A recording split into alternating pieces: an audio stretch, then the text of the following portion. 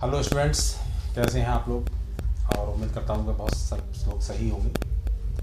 और एक बार फिर से आप सभी का स्वागत है हमारे यूट्यूब चैनल गोल क्रैकर्स में। जैसा कि आप जानते हैं कि हमने शुरू में आप लोगों को बताया था, जो मेरा फर्स्ट लेक्चर था जिसमें मैंने आप लोगों को जो जानकारी दी थी वो हिस्ट्री ऑफ साइकोलॉजी के विषय में दी थी, यानी मनोविज्ञान का इतिहास क्या है। और उसमें मैंने ये भी बताया था आप लोगों को उसमें किस प्रकार से सीडीपी का ओरिजिन कहाँ से हुआ, ये भी मैंने थोड़ा सा लाइटली उसमें बताया था। आगे हम सीडीपी के बारे में और भी डिस्कस करेंगे। तो उसी क्रम में आगे बढ़ाते हुए जो हमारा आज का जो टॉपिक रहेगा वो हमारा रहेगा जो आप देख पा रहे हैं बोर्ड पर लिखा हुआ कि स्कूल्स ऑफ साइकोलॉजी क्या है, या जैसा देख रहे हैं कि व्यूज़ क्या है। स्कूल से मतलब क्या है, संप्रदाय यानी व्यूज़। आपने शुरू में देखा था, जब हमने फर्स्ट लेक्चर में बताया था कि उसमें अलग अलग साइकोलॉजिस्ट ने किसी ने जो साइकोलॉजी का जो ओरिजिन हुआ था कि जब किसी ने मन के किसी चेतना की फिर लास्ट में व्यवहार के रूप में उसको जाना था। तो उसी प्रकार से क्या होता है, जब कोई चीज़ लाइट में आती है तब उसमें बहुत सारे साइकोलॉजिस्ट का अपने अपने मतलब बहुत सारे विचारक होते हैं। कोई किसी बात चीज़ को मानते हैं, कुछ फॉलोअर्स किसी चीज़ को मतलब मानते हैं। तो उसी चीज़ को देखते हुए क्या है, इसमें क्या है कि मनोविज्ञान के संप्रदाय हैं, यानी जो उस समय साइकोलॉजिस्ट थे वो अलग अलग उनके विचार हो गए, अलग अलग ग्रुप्स में बट गए वो। तो वो क्या कहलाए, हमारे मनोविज्ञान के संप्रदाय कहलाए, या बाद जैसे हम कहते हैं। आपने बाद पढ़ा होगा जैसे, है ना, जो आप देख रहे हैं नाम, जैसे संरचनावाद है, प्रकार्यवाद, बाद। तो ये व्यूज़ कहते हैं, उनके व्यूज़ हैं सब में, इनके किसी चीज़ को लेकर, मनोविज्ञान को लेकर क्या व्यूज़ हैं। तो व्यूज़ आप ऐसे समझ सकते हैं, यानी सिस्टम ऑफ साइकोलॉजी क्या है। तो इस सिस्टम ऑफ साइकोलॉजी में अगर हम देखें तो सबसे पहले हम बात जो करेंगे, और काफ़ी इंपॉर्टेंट है क्योंकि 1 नंबर का क्वेश्चन यहाँ से अक्सर बन जाता है कभी कभी। और अभी हाल ही में सीटेट का पेपर अभी आप सभी लोगों का हुआ है। तो सीटेट के लिहाज से, क्योंकि मैंने ये बहुत थोड़ा लेट शुरू किया था, तो उस लिहाज से मैंने ये मतलब वीडियो तैयार नहीं की सीटेट को लेकर। अब जो मेरा मेन फोकस है, चूँकि अभी जब टेट होने वाला है आपका कुछ समय बाद, तो उसको लेकर ही मैंने मतलब यूपी टेट के बिहार पर ही मैंने ये वीडियो तैयार की है। तो वहाँ पर इस तरह के क्वेश्चंस अक्सर पूछे जाते हैं। जो सीटेट का पेपर है उसका पैटर्न अलग है पूछने का, वो आपके पेडागोजी बेस्ड क्वेश्चन मोस्टली होते हैं उसमें। और इसमें जो होते हैं वो आपके थोड़े डेप्थ वाइज होते हैं, किस तरह से, कौन सिद्धांत किसका है, ये चीज़ किसने दी है ना, और ये किसके गैस्ट्रोलवाद है, या ये जो भी बहुत सारी चीज़ बनती हैं आप देखेंगे जब मैं उसमें डिस्कस करूँगा, है ना। उसमें कोई 1-2 डेफिनेशंस भी आ जाती हैं। तो आदि ऐसे गहराई से क्वेश्चन ही पूछ लिए जाते हैं वहाँ पर। तो जो पेडागोजी बेस्ड क्वेश्चन है वो थोड़ी ईजी भी होते हैं, लेकिन ये है कि लेकिन फिर भी हम उनकी थ्योरीज को पढ़ते हैं। ऐसा नहीं कि इतनी आसानी से हम उनको आंसर को दे पाएँ। तो उस लिहाज से मैं अब जो है यूपी टेट को फोकस करते हुए जो वीडियो आपको शेयर करूँगा वो उस लिहाज से करता हूँ यहाँ पर। तो इस क्रम में हम जो बात कर रहे हैं तो सबसे पहले क्या है, संरचनावाद, यानी क्या आती है, स्ट्रक्चरिज्म आती है। तो स्ट्रक्चरिज्म क्या है, संरचनावाद। जैसे शुरू में बताई थी कि मन की संरचना के बारे में कुछ जो साइकोलॉजिस्ट थे उन्होंने बताया था। तो इसके जो प्रथम सबसे मुख्य जो प्रवर्तक थे वो क्या थे, विलियम वुंड थे, जिसको हमने बताया था कि ये क्या कहलाती है, फादर ऑफ साइकोलॉजी भी कहलाती है, यानी शिक्षा मनोविज्ञान के मनोविज्ञान के जनक हैं ये विलियम वुंड। और इन्होंने क्या था, 1879 में लिप्जिग जो शहर था जर्मनी का, उसमें एक मनोवैज्ञानिक प्रयोगशाला भी डेवलप की थी, स्थापित की थी वहाँ पर, जिसमें उन्होंने बहुत सारे उस मनोविज्ञान से रिलेटेड एक्सपेरिमेंट किए थे। तो इसलिए इनका नाम बहुत हाईलाइट हुआ। तो इस संरचनावाद के जो जनक हैं, जो जन्म दिया है वो इन्होंने ही दिया, विलियम वुंड ने। तो इनका कहना, और इनके कुछ सहयोगी भी हैं जैसे टिंचनर और एडवर्ड भी इनके सहयोगी रहे हैं। तो इसमें इनका कहना ये था कि जो मन की संरचना को उन्होंने फोकस रखा है। तो संरचनावाद जिसके नाम से ही स्पष्ट है कि स्ट्रक्चरलिज्म, यानी मन की संरचना किस प्रकार से कार्य करती है, मन की जो संरचना में विचार किस प्रकार से आते हैं। तो फोकस क्या रहा कि मन, जैसा आप यहाँ देख रहे हैं कि जटिल मानसिक अनुभवों की संरचना पर बल दिया है इन्होंने। जटिल मानसिक अनुभवों की संरचना मतलब इस पर क्या है कि हमारी मानसिक संरचना किस प्रकार की है और हम उस संरचना के अकॉर्डिंग ही हम कार्य करते हैं। तो प्रत्येक व्यक्ति की संरचना अलग अलग तरह की होती है। अब इन जो विचारक थे ये और जो दूसरे ग्रुप के जो विचारक थे या जो दूसरे साइकोलॉजिस्ट थे वो इन बात से सहमत नहीं थे। तो इनकी असहमति के बाद ही दूसरे और जो व्यूज़ हुए और जो विचारक हुए उनका फिर जो बाद आए उनका जन्म हुआ। तो कहने का मतलब यहाँ पर है कि जो मन की संरचना है तो वो स्पष्ट क्लियर नहीं करती है कि किस प्रकार से मन के व्यवहार को हम जान सकते हैं, इसलिए ये विचारक जो थे वो संतुष्ट नहीं थे। तो उसी क्रम में आगे बढ़ते हुए अब दूसरा जो बाद शुरू हुआ जिसको हम क्या कहते हैं, फंक्शनलिज्म कहते हैं, यानी प्रकार्यवाद। इसके जो मुख्य रूप से जनक थे वो कौन थे? William James. विलियम जेम्स जो है इसके प्रवर्तक हैं, इन्होंने इसकी शुरुआत की थी। और इनके जो सहयोगी रहे हैं, जॉन ड्यूवी हैं, कैटल हैं, थॉर्नडाइक, वुडवर्थ आदि इनके सहयोगी रहे और समर्थक थे इनके। यानी इन्होंने जो है प्रकार्यवाद को समर्थन दिया। और जो प्रकार्यवाद का सिद्धांत है वो डार्विन के विकासवाद थ्योरी से ही प्रभावित होकर विलियम जेम्स ने इस बात को जन्म दिया। यानी उनका कहना था कि डार्विन ने जिस प्रकार से बताया कि जो जीव विकास का सिद्धांत है, जो कि जीव विज्ञानी थे डार्विन, चार्ल्स डार्विन नाम था उनका, तो चार्ल्स डार्विन ने क्या कहा है कि जो प्राणी किस प्रकार से व्यवहार करता था वहाँ पर, यानी जो व्यवहारिक परिस्थितियाँ किस प्रकार से हो गई उस समय वातावरण की, तो उसी प्रकार से जो प्राणी थे उस एटमॉस्फेयर में काम करने वाले, तो उनके कार्य करने की जो क्षमता थी या उनके कार्य करने की जो प्रकृति थी वो बदल गई पूर्ण रूप से। तो कहने का तात्पर्य ये था कि यानी उन्होंने कार्य करने पर जोर दिया। तो जैसा हम देख पा रहे हैं कि यहाँ पर क्या है, जो प्रकार्यवाद जो देता है, जो वो किस पर फोकस करता है? क्रियाओं एवं कार्यों के माध्यम से व्यवहारवाद को समझने का प्रयास करता है। यानी इन्होंने कहा कि मन की संरचना के आधार पर हम मनोविज्ञान को नहीं समझ सकते, इसलिए हम क्या है, व्यक्ति की संरचना को समझने के लिए क्या आवश्यकता है? क्रियाओं एवं कार्य, यानी कि जो हम क्रिया करते हैं और हमारे बहुत सारी हम एक्टिविटीज़ करते रहते हैं और बहुत सारे हम कार्य करते हैं। तो प्रत्येक व्यक्ति के कार्य करने का तरीका, उसके कार्य करने का ढंग सबका अलग अलग होता है। तो उसी प्रकार से जो है हम, जो इनके जो समर्थक थे ये लोग, तो ये इस बात पर फोकस रखते थे कि हम व्यक्ति के व्यवहार को समझना चाहिए, किस प्रकार से कार्य करता है, तभी हम उसके मन की बात को समझ सकते हैं। ठीक है, फिर उसी चीज़ में हम आगे बढ़ते हुए देखते हैं। फिर तीसरे और जो समर्थक थे कि साइकोलॉजी क्या है, किस प्रकार से हम इसको जान सकते हैं, तो उसमें और आगे बढ़ते हुए व्यवहारवाद का जन्म होता है। बहुत काफ़ी इंपॉर्टेंट भी है व्यवहारवाद और प्रकार्यवाद, ही अक्सर आ जाते हैं कभी इसके प्रवर्तक कौन थे या व्यवहारवाद के प्रवर्तक कौन थे। तो इसमें जो मैंने ये अंडर कर रखा है, तो ये इसमें क्या है, जेबी वॉटसन, काफ़ी प्रसिद्ध नाम है और सब लोग जानते भी हैं, कई बार आ भी चुका है नाम ये। तो जेबी वॉटसन क्या है, व्यवहार पर ज़्यादा जोर देते हैं। और इनके कुछ समर्थक हैं, आप देख रहे हैं कि पावलोव है, थॉर्नडाइक थे, स्किनर थे, और आपके क्या है, टॉलमैन या हल। तो इन सब ने भी काफ़ी कार्य किया था इनके साथ मिलकर, और इन्होंने देखा कि पशुओं पर जो कार्य हम किए जाते हैं, इन्होंने जो बहुत सारे जो एक्सपेरिमेंट थे वो पशुओं पर किए थे, और पशुओं पर एक्सपेरिमेंट करने के बाद फिर वो क्या हुआ, जो मानव है उन पर उनका इम्प्लीकेशन देखा कि इन पर इनका क्या इम्प्लीकेशन होता है। तो उस आधार पर देखा इन्होंने कि जब पशु बदल सकते हैं, है ना, तो पशुओं को सिखाया गया, उनको अलग अलग तरह के इन पर एक्सपेरिमेंट किए गए, तो उनके आधार पर जो निष्कर्ष निकाले, तो देखा हम बच्चों में भी अब काफ़ी हद तक परिवर्तन कर सकते हैं, जिससे उनकी सीखने की गति है और शिक्षण प्रक्रिया में काफ़ी हद तक उनमें सुधार किया जा सकता है।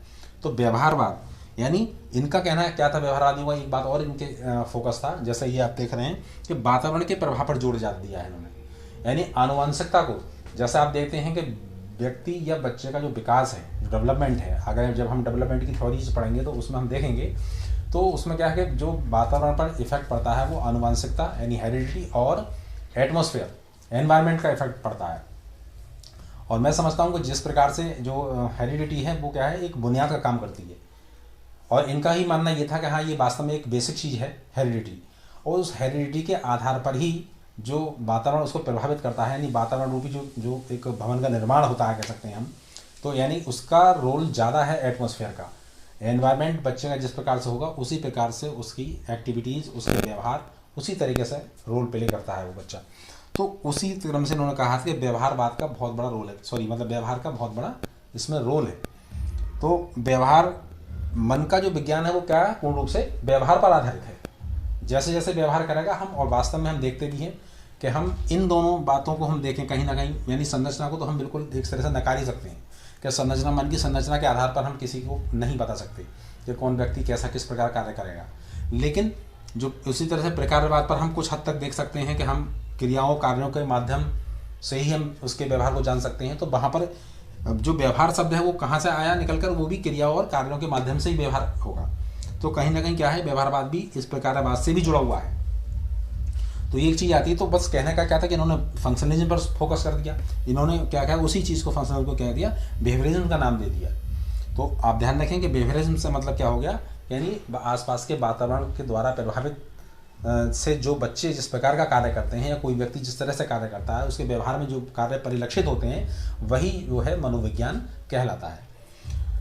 फिर हम देखेंगे थोड़ा सा आगे। अब जो नेक्स्ट है हमारा गेस्टोल्टवाद या पूर्णाकारवाद है। तो गेस्टोल्ट क्या है, एक जर्मनी शब्द है जिसका मतलब होता है पूर्ण आकृति। तो इसके जो समर्थक हैं वो कौन कौन से, बर्दीमर हैं, कोहलर हैं, कोफका। तो कोहलर का नाम ज़्यादा हाईलाइट है क्योंकि कोहलर ने बहुत ज़्यादा इस पर कार्य किया है। तो कोहलर ने, आपने सबको पता होगा, जो मैं आगे बाद में डिस्कस करूँगा, इनकी जो थ्योरीज आएंगी, सोच का सिद्धांत या समझ का सिद्धांत भी जिसको कहते हैं हम। तो कोहलर ने सुल्तान नाम के चिंपैंजी पर प्रयोग किया था। तो उसने देखा था कि वो किस प्रकार से अपनी समझ को का प्रयोग करते हुए किस प्रकार से कार्य करता है।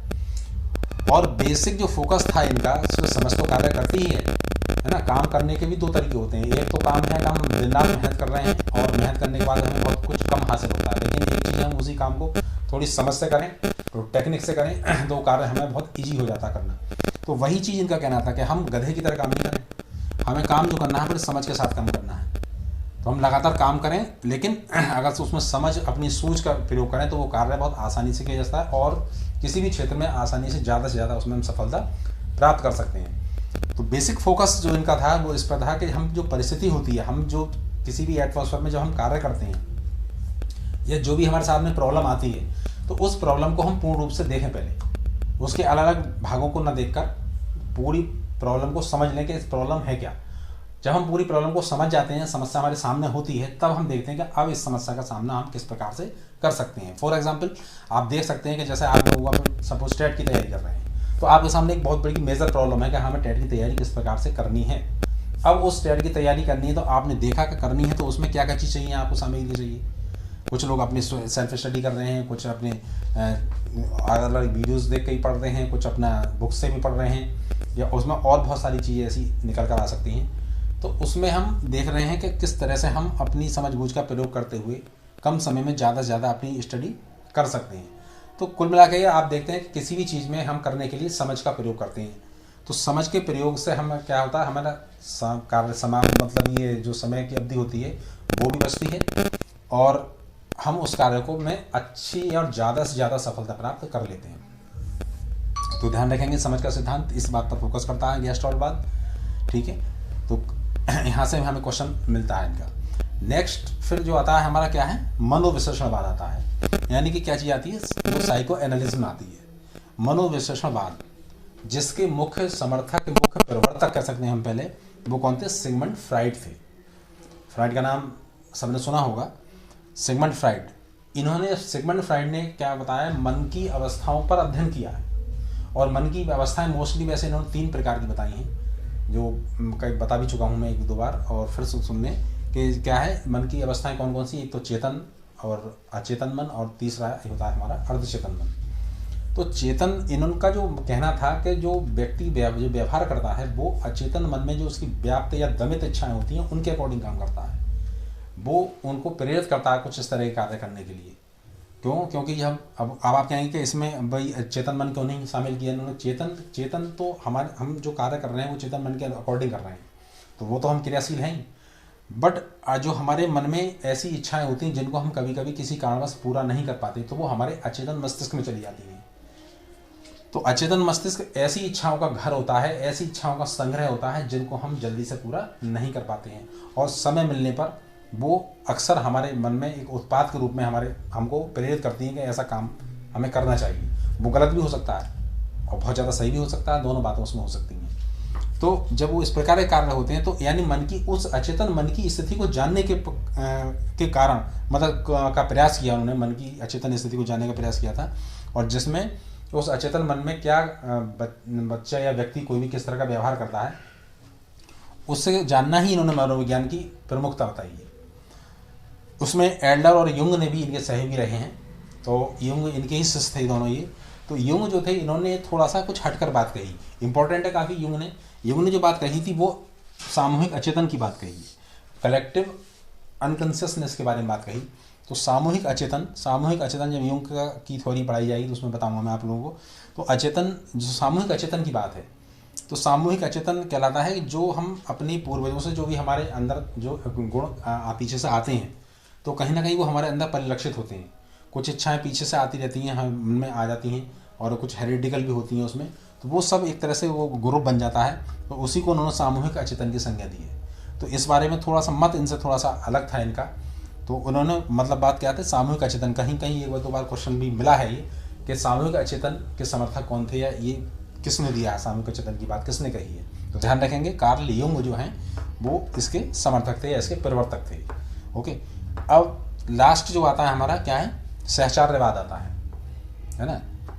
ये क्या इसने दिया था, जॉन लॉक इसने समर्थक थे, जॉन लॉक ने दिया था। और सहचार्यवाद का मतलब होता है कि जब हम किसी परिस्थिति में कोई कार्य सीख जाते हैं, जैसे फॉर एग्जांपल हमने यहाँ बताया था कि समझ का सिद्धांत था, तो जो समझ के सिद्धांत में उस जो मतलब सुल्तान नाम का एक बैजी था, उसने जो भी अपने उन्होंने एक्सपेरिमेंट किए थे, तो उसका प्रयोग उसने उस परिस्थिति में किया कि हम किसी समस्या का प्रयोग किस परिस्थिति में करते हैं। अब उसके सामने अगर उस जैसी परिस्थिति आती है या उससे भी अलग आती है, तो वो कुछ अपनी उसी तरह की सूझ या समझ का प्रयोग करने की कोशिश करता है कि इसको भी मैं उसी तरह से इसको हल कर सकूँ, इसको सोल्व कर सकूँ समस्या को। तो जब हम किसी समस्या का समाधान जैसे हम पहले से सोल्व करते आए हैं, तो जाहिर सी बात है हम उसी का प्रयोग करते हैं कि ये कितनी तरह से आसानी से उसमें हल हो जाती है, और थोड़ा सा हम और उसमें प्रयास करने की कोशिश करते हैं तो वो हमारे इजीली हो जाती है। यानी उसी के पैरेलल जो समस्या आती है तो हम उसको इजीली उसी पहले के ढंग से ही जो सोल्व करने की कोशिश करते हैं, हल करने की कोशिश करते हैं, तो वो हमारी क्या कहलाती है, सहचार्यवाद कहलाती है, एसोसिएशनिज्म कहलाती है। तो ये इस प्रकार के कुछ व्यूज़ थे और ये इनके सिस्टम ऑफ साइकोलॉजी थे। तो ये काफ़ी इंपॉर्टेंट भी है आपके यहाँ से, तो कभी ना कभी इसमें एक आध नंबर का क्वेश्चन इम्पूटेट के अंतर्गत पूछा जाता है। ठीक है, और बहुत बहुत सभी का धन्यवाद वीडियो में अंत तक बने रहने के लिए। Okay, thank you.